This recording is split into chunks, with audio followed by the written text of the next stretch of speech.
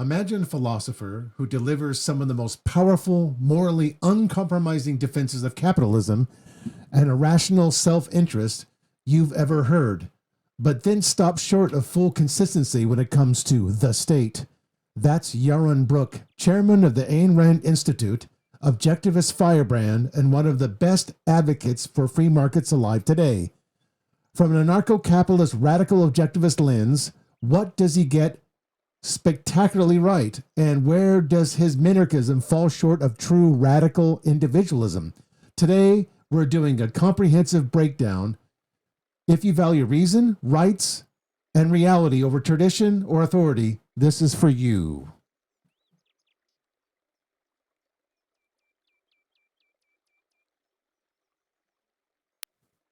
Yaron Brooks was born in Israel, served in military intelligence, immigrated to the U.S., and rose to lead the Ayn Rand Institute. He's debated socialists, leftists, and even fellow libertarians. Books like Free Market Revolution and Equal is Unfair hammer home Rand's core ideas: reason as the only absolute, rational egoism as moral, and capitalism as the only system that respects individual rights. And productivity, which will ultimately benefit everybody, both the employer and the employee, because of increased productivity. Definition or your metric for human flourishing? Sure. I mean, I think you'd have to aggregate a number of different things. Certainly GDP per capita or some measure of wealth is one. I think the levels of poverty, no question, the number of people living in poverty and defining poverty properly would be important. I think measures of people's ability to pursue their own values, and it's not clear how you measure those. But one measure, for example, is both social mobility, but also mobility. Right? America, for example, America used to be a country in which people moved all the time.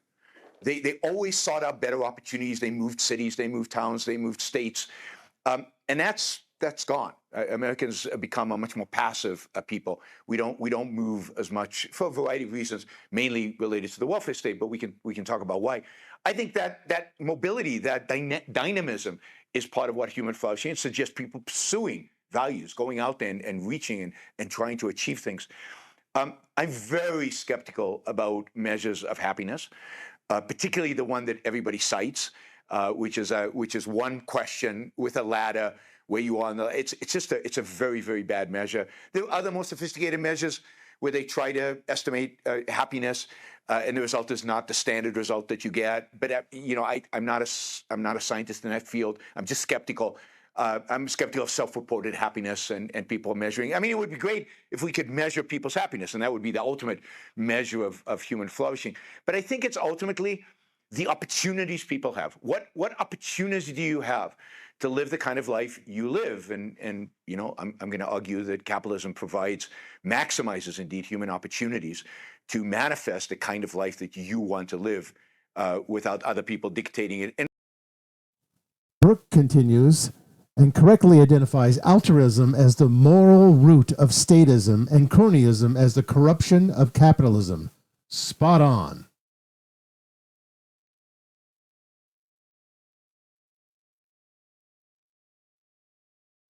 First, his moral defense of capitalism and egoism is world-class. He ties rights directly to the requirements of human life as a rational being. No apologies, no public good compromises. This aligns perfectly with radical objectivism.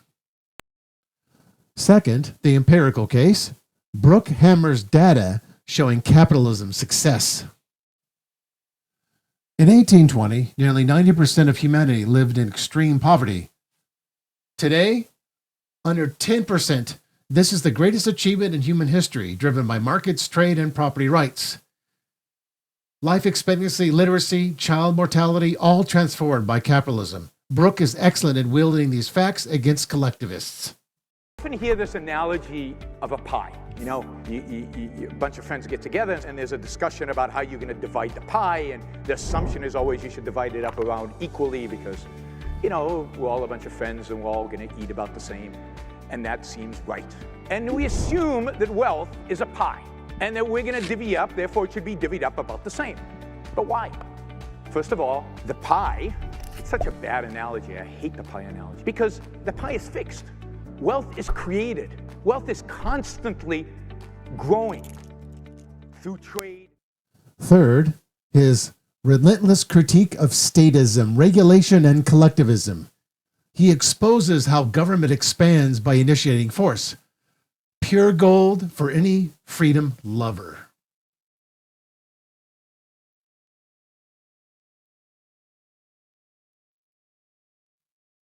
Here is where radical consistency demands we go further. Brooke is a minarchist. He wants a strictly limited government with monopoly on force, police, military, courts, funded by voluntary means if possible, but ultimately coercive. He argues anarcho-capitalism would be a complete disaster, leading to chaos, no objective law, warlordism. But what about Galt's Gulch? Now, it is true. There is one circumstance where I can imagine, and I might be excommunicated for this, but I can imagine anarchy working, right? And that's where everybody agrees. There are no criminals. Nobody ever has an inclination to do anything wrong. A Galt's Gulch, where everybody who is there has been pre-screened 1,000,000 times by Galt himself and by everybody else. Yes, if you can create a community with friends. I've had friends that have gone really, really bad. But, with people you really, really trust and are going to sustain it because it's in a novel after all, so they're going to stay 100% moral throughout, then yes, you could imagine such a scenario where you don't need a police. But in any other circumstances, we need a government. We need, I see a blank piece in front of me, with no time. We need an ultimate arbitrator for disputes like this, and an objective applier of retribution. Thank you. From an anarcho-capitalist objectivist view, this is the breach. Rights are grounded in reason and reality, not in granting one institution a monopoly on legalized force. Public choice theory and history show states expand. Minarchy has never stayed minimal. Private defense agencies, arbitration, insurance, and reputation markets can and do provide objective, rights-protecting law through competition. Brooke underestimates market incentives for justice and overestimates the state's ability to remain objective. Radical objectivism starts with the individual and voluntary cooperation. It shouldn't carve out an exception for the most dangerous tool, coercive monopoly power. Brooke argues a minimum state is necessary for objective law and rights protection. Competing defense agencies would lead to warlordism or ineffective justice. ANCAPs counter that private polycentric law, e.g. via reputation, arbitration, insurance, DROs. Dispute resolution organizations can provide better, more accountable protection without a coercive monopoly. Historical examples, medieval Iceland, modern private arbitration in theory. Rothbard, Hoppe, Kaplan suggest markets and security work better than a monopoly prone to growth. Brooks' side often strawmans anarchism as lacking rules. Over-reliance on government for objectivity. Radical objectivists ground rights and law in reason and reality. A state monopoly isn't magically objective. It attracts power lusters. It expands public choice theory.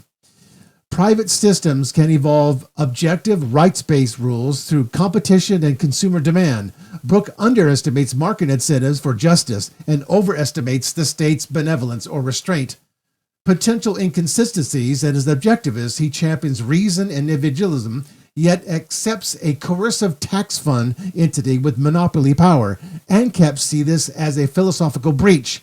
Rights protection shouldn't initiate force. Debates with Brian Kaplan highlight this. Brooke chose strong wording like anarcho-capitalism would definitely be a complete disaster, which critics say overstates risks while ignoring minarchy's historical failures to stay minimal.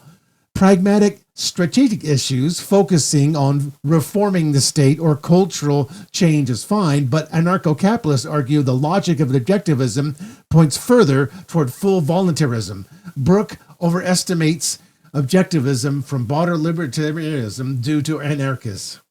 Overall, Brooke excels at a moral and empirical champion of capitalism, but falls short by not fully applying a radical individualism to the state itself.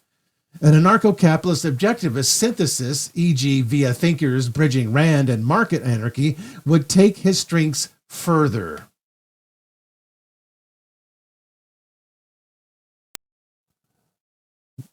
Yaron Brook is a hero for popularizing Rand's ideas and crushing collectivism. We should learn from him, but radical objectivists and anarcho-capitalists must push further, apply reason and egoism all the way to the state itself. No necessary evils, only voluntary solutions grounded in objective reality. If you enjoyed this video, in-depth analysis, don't forget to like and subscribe and drop your thoughts below. Is Brooke right or minarchy, or does consistently demand anarcho-capitalism? Share your favorite Brooke moment or critique. For more radical liberty content, check out Liquid Zulu and Fabian Liberty. Read Rand, then Rothbard. Think for yourself. Thank you for listening, and see you in the next video.